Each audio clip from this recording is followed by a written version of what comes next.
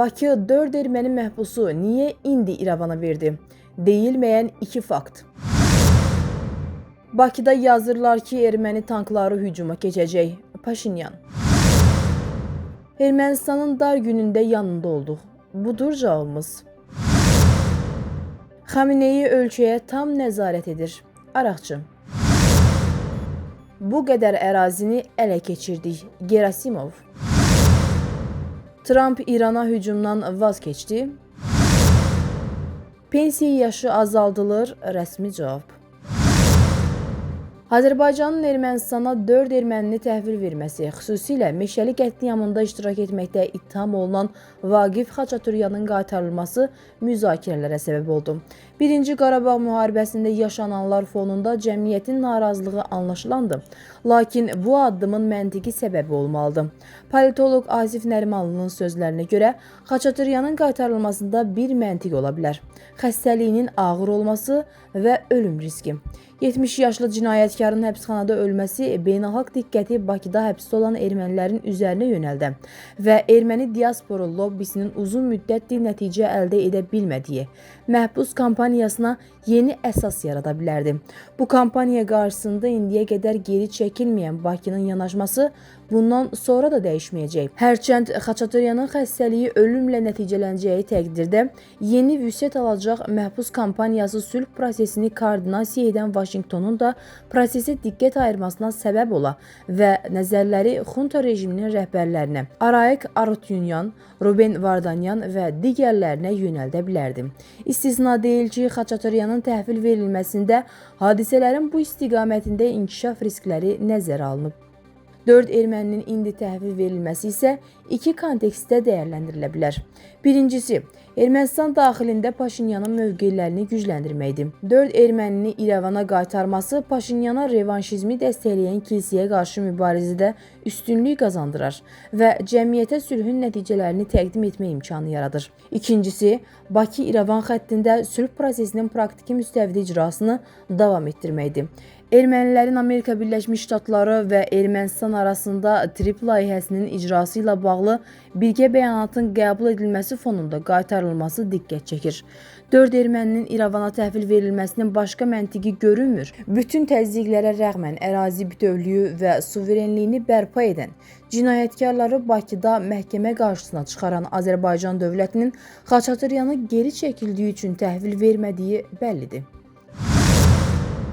Ermənistanda olan bənzər söhbətlər Azərbaycanda da gedir. Orada bəziləri yazır ki, Bakının göndərdiyi yanacaq Ermənistanda tanklara və digər hərbi texnikalara doldurulacaq. Sonra isə Azərbaycana hücumda istifadə ediləcək. Bu, mövcud reallıqlarla uyğun gəlməyən söhbətlərdir. Bunu Ermənistanın baş naziri Nikol Paşinyan hökumətin iclasında deyib.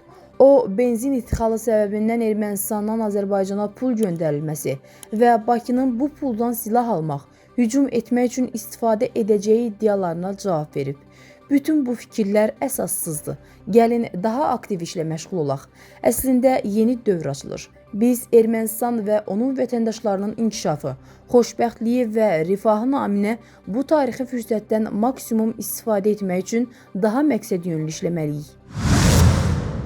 Tehran Ermənistanı İrana düşmən qüvvələrin fəaliyyət mərkəzi hesab edərək ondan narazılığını bildirir. Bunu İranın Ermənistandakı səfiri Xəlil Şirqulami deyib. Şirqulami İrəvandakı səfirliyin qarşısında bir qrup qərbpərəst şəxsin müntəzəm etiraz aksiyaları ilə bağlı Ermənistan hüquq mühafizə orqanlarının hərəkətsizliyindən narazılığını vurğulayıb. Tehranda Ermənistanın İrana düşmən qüvvələrin fəaliyyət mərkəzinə çevrildiyi qənaəti yaranır. 6 gündür ki, saat 18:00-dan 21:00-dək onlar Ermənistandakı İran səfirliyinin qarşısında hörmətsiz və təhqiramiz ifadələr səsləndirir.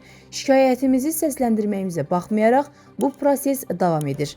Biz dəfələrlə Ermənistanın müvafiq orqanlarına şikayət ərizəmizi təqdim etmişik. Ən çətin anlarda Ermənistan hökumətinin yanında olduq. Bunun çox sayda nümunəsi var. Bugün çətin vəziyyətdəyik və İranın Ermənistandakı səfirliyi önündə baş verənlər İran xalqının tarixi yaddaşında qalacaq. Düşünürəm ki, hər şeyi dəqiq dedim. Əgər İsrail İranı parçalamağa müvəffəq olsa, Ermənistan uduzanlardan biri olacaq. Ölənlərin sayını artırmaq üçün çox çalışsalar da cəmi yüzlərlədir. Dəqiq rəqəm çox tezliklə, bəlkə də bu gecə açıqlanacaq. Dedikləri rəqəmlər şişirtmədir. Bu, dezinformasiya kampaniyasıdır. Bu sözləri İranın Xarici İşlər Naziri Abbas Arakçı Fox News-a müsahibəsində deyib. İranda 4 gündür ki, hər şey sakitdir. Heç bir nümayiş, ixtişaş yoxdur. Heç nə yoxdur. Xameneyi yaxşı işlər görür. Ölkəyə tam nəzarət edir.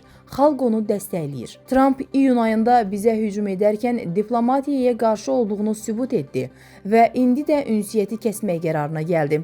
Əgər anlaşmanı təşviq etmək və əslində nələrin baş verdiyini anlamaq üçün hər hansı bir real maraq varsa, o, onu müharibəyə sürükləmək istəyənlərin verdiyi dezinformasiyaya deyil, reallıqlara diqqət yetirməlidir, Araqçı bildirib. Yanvar ayının ilk günündən bəri Rusiya Silahlı Qüvvələri 300 kvadrat kilometrdən çox ərazini əhatə edən 8 yaşayış məntəqəsini nəzarətə götürüb. Bunu Rusiya Silahlı Qüvvələrinin baş qərargah rəisi Valeri Gerasimov deyib. Rusiya ordusu demək olar ki, bütün istiqamətlərdə irəliləyir. Ukrayna qüvvələri Rusiya qoşunlarının nəzarəti altına keçən Kupyanskda dron və bayraqlar vasitəsilə iddia edilən varlığını nümayiş etdirməyə çalışıb. Xüsusilə onlar Kupyanskdakı inzibati binalara dronlardan istifadə edərək Ukrayna bayraqlarını asmağa cəhd edib. Bu hərəkətlərin qarşısı alınıb, Gerasimov bildirib. Amerika Birləşmiş Ştatlarına İranda qətillərin dayandırıldığı və edamların planlaşdırılmadığı barədə məlumat daxil olub. Bu barədə Amerika Birləşmiş Ştatları prezidenti Donald Trump Oval ofisdə çıxışı zamanı danışıb. Bizə kifayət qədər ciddi şəkildə xəbərdarlıq edilib. Bütün bunların nə demək olduğunu araşdıracağıq. Lakin bizə deyilib ki, İranda qətillər dayanıb və edam üçün heç bir plan yoxdur, deyə Trump vurğulayıb. Amerika Birləşmiş Ştatları prezidenti qeyd edib ki, son günlərdə bir çox insan bu günün edam günü olacağı barədə danışırdı. O əlavə edib ki, əgər edamlar davam edərsə, bu hamı üçün ciddi məyusluq olacaq. Trumpın bu yanaşması Amerika Birləşmiş Ştatlarının İrana hücum qərarından hələlik vazgeçməsi kimi dəyərləndirilib.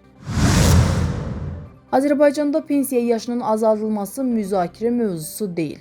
Bunu Əmək və Əhalinin Sosial Müdafiəsi Nazirliyi yanında Dövlət Sosial Müdafiə Fondunun sədri Zəka Mirzəyev bildirib. Bu mövzuda mətbuatda çıxır. Biz də həmin informasiyalarla tanışıq. Lakin bu il Nazirliyin aparacağı islahatlar çərçivəsində pensiya yaşının dəyişdirilməsi məsələsi yoxdur, deyə o qeyd edib.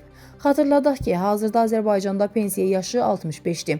Ötən il ölkədə əmək pensiyaçılarının ümumi sayı 1.098.651 nəfər, orta aylıq pensiya 543 manat, yaşa görə pensiya isə 578 manat olub.